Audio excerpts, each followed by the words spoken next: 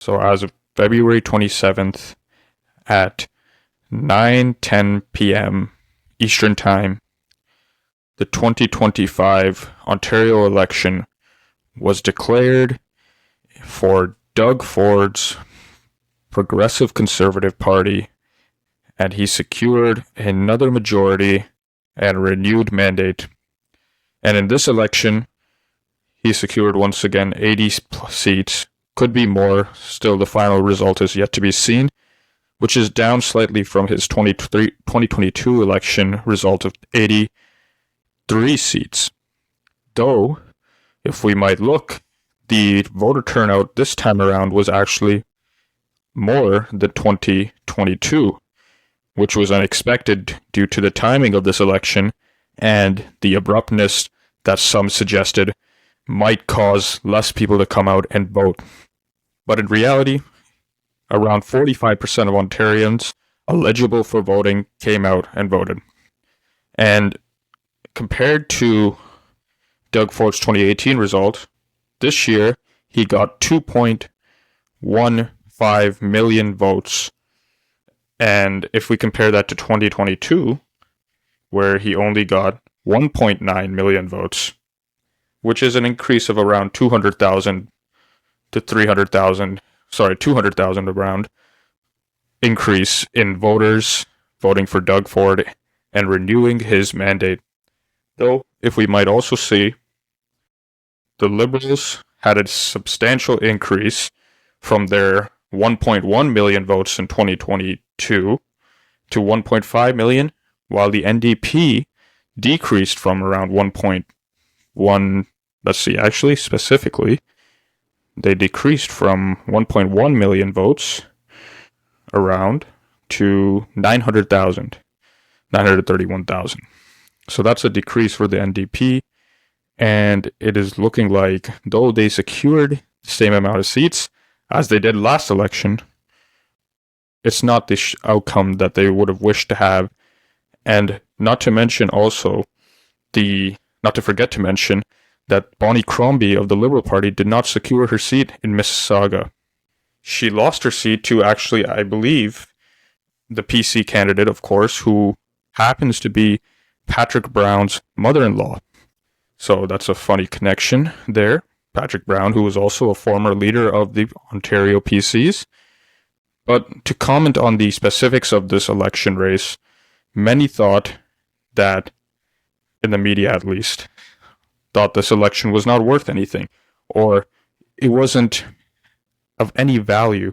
I've been watching the election coverage all night, and we have commentators on the Global News saying things like, oh, he just got the same mandate as before. He got the same amount of seats. Why did he have to do this election? Oh, he failed, Doug Ford. Reality, let's be more fair and look at it more objectively. And that is, in reality, yes, he did get 80 seats, around the same that he did last time. But he got more votes than he did last time as well. And on top of that, this election was more of a security, for Doug Ford in terms of him securing another 4-year mandate earlier than he would have if he let the election run to, the regular time next year. And why that matters is if he was to call an election next year in the middle of potentially different circumstances than we have right now, where we're on the forefront of a trade war with Donald Trump, but not there yet. We're very close to it, but it's not happened yet. 1 year from now, we could be in a very different situation, and it might not be the best time to call an election during that time. So the criticism coming from the media like Global and other NDP pawns is invalid because he wanted to secure a 4-year mandate now so that he can outrun Donald Trump in the end properly and focus on the issues at hand. So in that essence, Doug Ford did achieve his goal of getting a renewal of his mandate by presenting the issues that were at hand and the messaging that he was giving about Trump, the economy, other issues related to Ontario, and he put it forward to an election, and his mandate was renewed. And though Many might see this as like, why did he do it?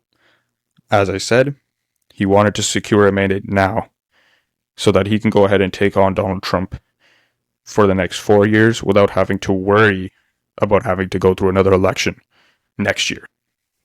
As you know, that would be the natural cycle. And also, to add on top of that, this is a historic win. No Ontario premier or government has secured a three-peat of majority governments since 1952. So this is beyond a great situation for Doug Ford. He's really stated his, security of his position and his mandate from the Ontario people, and it's looking good for him in terms of getting things done over the next 4 years. So, sad night for the Liberals and the NDP, but not surprising. Bonnie Crombie was a weak candidate. She was never had any of the grit to really push for the leadership of the province. She was a snake when it came to Mississauga politics. She advocated for the dissolution of the Peel region, and then after getting that goal from Doug Ford, she resigned and then claimed the position of running against Mr. Ford as Liberal Party leader. So very snake-like person. Ontario NDP's leader, Merritt Stiles, though more decent, I honestly cannot tell the difference between her and Rachel Notley. Many people would probably look at her and see her as another clone or even the same person. And that was the concern of the NDP, in that they didn't know if Ontario voters would know who she is. But fortunately enough, they did secure the same number of seats, but unfortunately they didn't secure the good same amount of votes they did last year. And Liberals did increase their voter count, but didn't get to that second position, official opposition position that they wanted. And in terms of the Green Party, I think they lost a seat in another place in the province, or they wanted to secure a seat in Parry Sound, which didn't go so well for them. But they did get Kitchener, and not Kitchener, sorry, I think it was Waterloo and Guelph. So, more solid for them. I mean, nothing else was expected.